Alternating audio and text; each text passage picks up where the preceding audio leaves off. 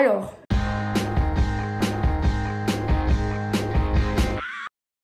hello tout le monde, j'espère que vous allez bien. Alors aujourd'hui ça va être une vidéo, il y a zéro thème, il n'y a rien. Je vais juste parler, je ne sais même pas ce que je veux dire. Mais quand je vous dis je ne sais pas, je ne sais pas du tout. Je m'en voulais juste un petit peu de vous avoir laissé en plan. Je ne poste plus de vidéos du tout. Et voilà, je vais peut-être vous dire pourquoi, peut-être vous dire ce que je fais en ce moment, what's going on, la situation en Suède. Parce que quand je fais des lives, j'en fais à peu près tous les vendredis soirs ou tous les samedis soirs. Vous êtes beaucoup à me demander comment est la situation en Suède, etc. Du coup, je me suis dit que j'allais le dire une bonne fois pour toutes ici. Ce que vous voyez là, c'est ma jambe. J'ai vraiment une position bizarre. Donc voilà, j'ai décidé de vous en parler maintenant parce que j'ai pas envie de filmer une vidéo. Je vais vous expliquer pourquoi et du coup, c'est parti. Bon, écoutez, on va mettre les genoux comme ça parce que je sais pas comment me placer autrement. Vous voyez bien que j'ai un jogos, évidemment. Yes. Pourquoi je ne fais pas de vidéo en ce moment? C'est ce qu'on me demande beaucoup en live. En fait, je vous avoue que j'ai la flemme. Comme vous le savez, d'ailleurs, si je vous manque et si vous voyez que je ne fais plus de vidéos et que vous voulez voir un peu, ou que vous voulez que je vous réponde en MP ou que voilà ce que je fais, ce que je poste sur Instagram, parce que je poste à peu près une fois par jour, n'hésitez pas à aller sur mon compte Instagram Evatitude YTB évidemment, ou sur mon TikTok Evatitude YTB, c'est la même chose. En fait, j'ai la flemme de faire des vidéos parce que, donc comme je vous avais dit, depuis que je suis en Suède, je devais faire des weekly vlogs toutes les semaines. Et à un moment, forcément, mes semaines se ressemblent, d'autant plus que malheureusement, je ne suis pas en confinement en Suède, mais je peux plus voyager, je peux plus faire comme je voulais. Pour tout vous dire, dans une semaine, j'aurais dû partir à Stockholm, rejoindre ma maman, etc. et faire un voyage de ouf. Et je ne serais même pas allée du coup à Stockholm durant mon Erasmus malheureusement, mais j'y retournerai avant la fin de l'année, je le jure. Je peux pas voyager, je peux pas faire de trucs de ouf et je me vois mal parce que la situation est très différente ici. Je suis confinée de rien. En vrai, je peux faire ce que je veux, plus ou moins. Je vais vous dire en détail ça après. Mais même si des fois, je vois quelques amis parce que on est dans des cuisines collectives. Et en fait, bref, je suis dans un contexte assez collectif. Donc, que je vois de temps en temps mes amis ou pas, ça ne change pas grand-chose malheureusement. Du moins, selon mon évaluation des risques. Déjà, je me vois mal vous montrer les seuls moments où j'ai quelques interactions ou les moments où je vais à la plage, etc.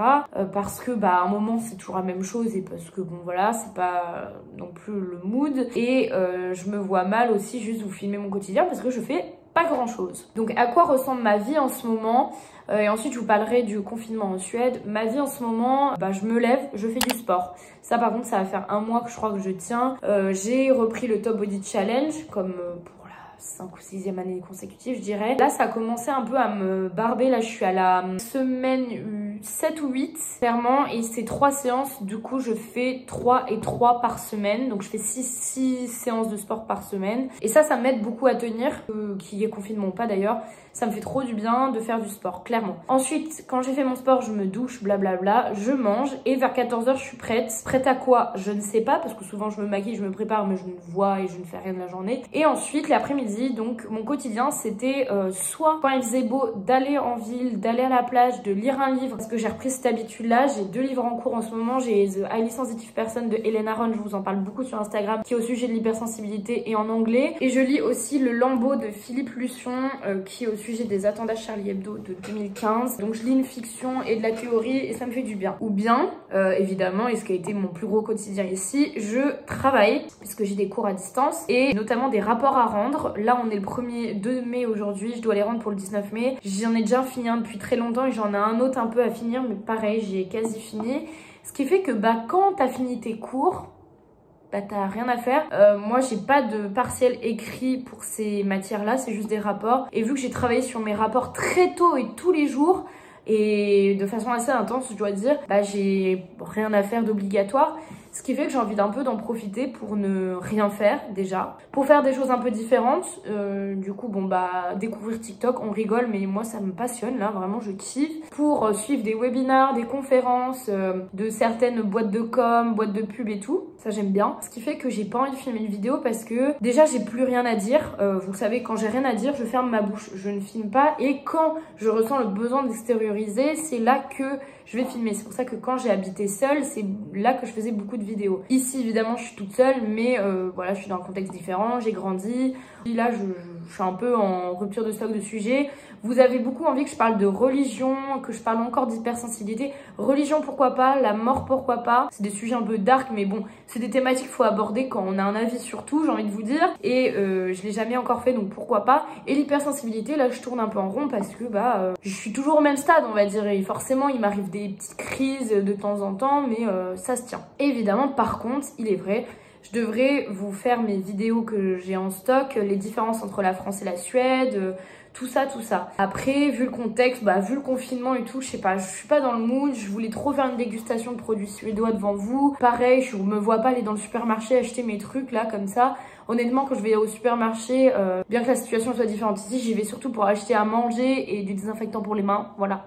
Donc clairement, c'est pour ça que j'ai pas fait de vidéo en ce moment. Et j'arrive à m'occuper sans rien faire, je regarde des films tous les jours et voilà, je m'octroie quelques vacances parce que quand je vais revenir en France, et je dois vous en parler aussi, j'aurai un stage à partir de début juillet, donc pendant 6 mois, donc ça sera différent, tout simplement, je serai pas en vacances, donc voilà. Et d'ailleurs, donc la situation ici, pour l'instant, avec la situation du corona en Suède, alors mon université, comme je vous l'ai dit, a fermé, du coup j'ai des cours à distance, première chose. Ensuite, il y a plein de places publiques qui ont fermé, telles que les cafés, les restaurants, certains et pas tous. Il y a encore des cafés ouverts, il y a encore des gens en terrasse. Voilà, je vous mettrai peut-être une vidéo de ma ville là, sur une place. Et un jour, il faisait beau, j'ai voulu aller chez H&M. Pour vous dire, je suis allée chez H&M. Hein. Bon, là les gars, vous voyez que pas de confinement en Suède. Clairement, les gens n'ont pas compris qu'il y avait un virus dans le monde entier. Mais ouais, ce que vous êtes plusieurs à me demander. Du coup, voilà. Clairement, c'était blindé de monde. Plein de gens en terrasse et tout. Il y a le McDo qui est ouvert. Après, par exemple, chez Domino's Pizza, où j'allais régulièrement, on peut plus manger sur place, forcément. On peut juste commander. Pareil, moi je me pose des questions. Imaginons je me fais livrer une pizza, on ne sait pas la personne qui l'a préparée si elle est malade ou non, le livreur, enfin bref. Du coup moi je réduis au maximum forcément. Après on n'a pas les déplacements limités. Ça me permet de pas perdre la tête honnêtement parce que si je ne devais rien faire, déjà de 1 je gâcherais mon échange et de 2 personnellement étant anxieuse je pèterais un plomb. Donc voilà. Donc c'est pour ça qu'ayant un ami aussi qui a une voiture, on se déplace de temps en temps. Et ce qui est assez rare, je vous avoue, mais surtout si j'ai envie de me déplacer, aller à la plage, j'y vais avec mon vélo. Et je suis toute seule sur mon vélo, c'est un moyen de transport individuel. Et ça marche surtout comme ça ici. Donc c'est pour ça qu'en soi, je peux sortir, je peux aller dans les parcs. Donc voilà ma vie. On va dire que je peux sortir, j'ai une vie un peu plus facile je pense qu'en France. Mais le gouvernement suédois, certes, on a beaucoup moins de cas, mais il suffit qu'il n'y ait pas eu le pic de maladies qui soit encore arrivé et que du jour au lendemain, en 15 jours, il y ait tout le monde malade, voilà, je pense qu'on sera amené à être bloqué.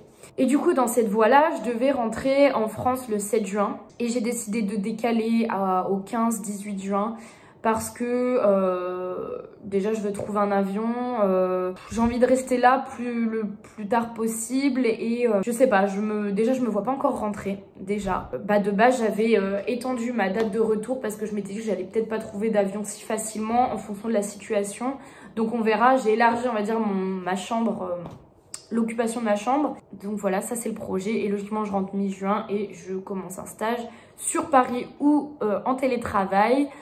Pour une entreprise sur Paris début juillet. Et d'ailleurs en parlant de ça, vous êtes beaucoup à me demander est-ce que tu préfères ta vie en France ou ta vie en Suède? Alors je trouve que c'est une question très bizarre honnêtement parce que évidemment ma réponse va être assez simple, ma vie elle est pas en Suède, ma vie elle est en France. Dans tous les cas, là je projette de travailler en France, ma famille est en France, mes amis sont en France, mes études sont en France, donc ma vie est en France. J'ai même pas à préférer ou pas, en fait ma vie en France c'est comme ça. Après si je parle de l'instant T, de mes émotions, de ce que je vis ici, le contexte Erasmus c'est un contexte de malade, je comprends en fait. C'est un peu retrouver un voyage scolaire en fait pendant 6 mois. Ça veut dire que tu te retrouves avec des gens, parfois français ou non, tu kiffes, vous faites des sorties quand vous pouvez.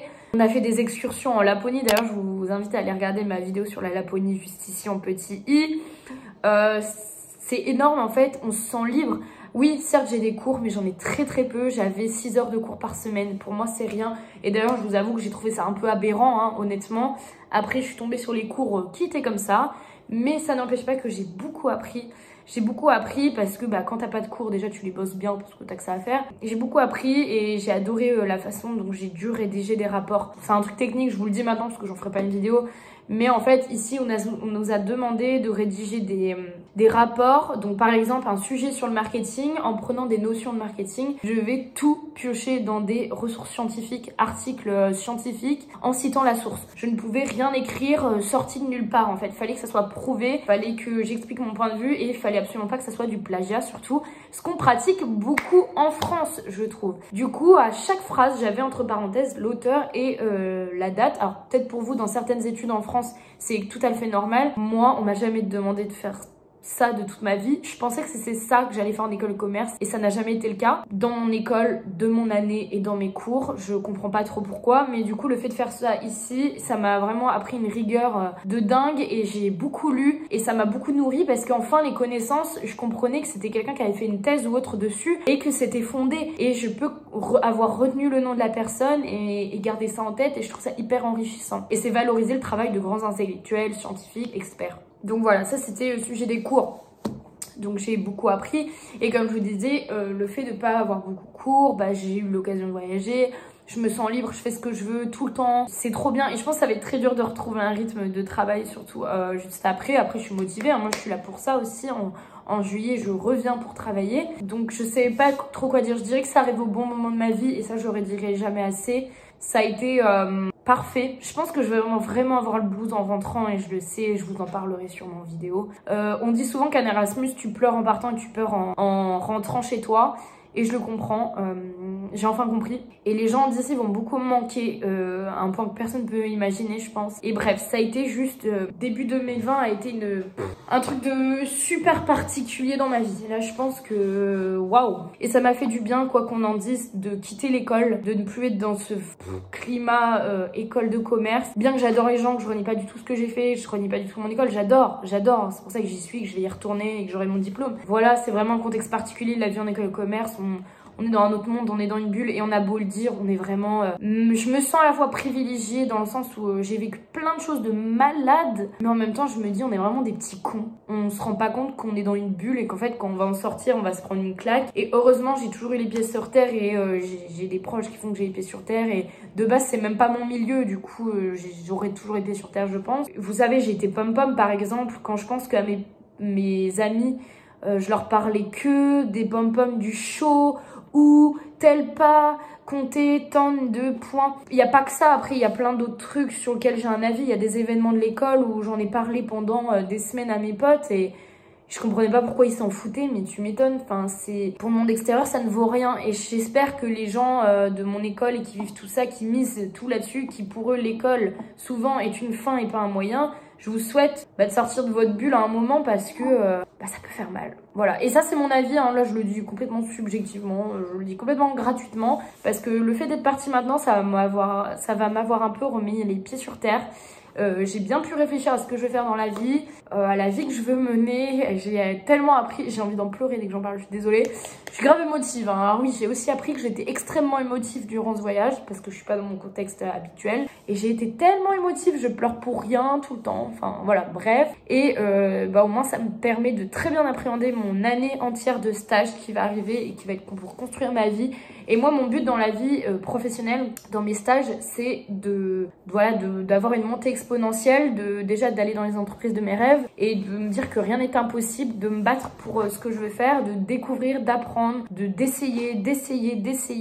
Et surtout, je veux que mon CV soit cohérent en fait. J'ai commencé chez Brief Me, j'ai adoré. Là, je veux tester un autre groupe un peu plus gros, toujours dans les médias et pourquoi pas après faire complètement autre chose à l'étranger par exemple.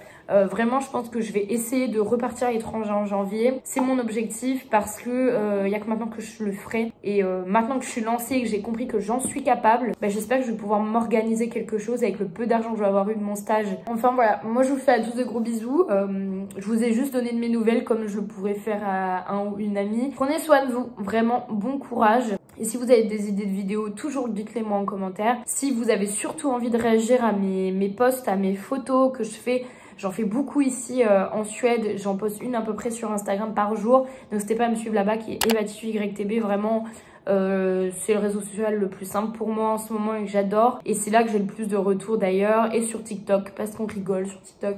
Et c'est aussi EvaTituYTB. Voilà, moi en tout cas, je vous fais à tous gros bisous et bye!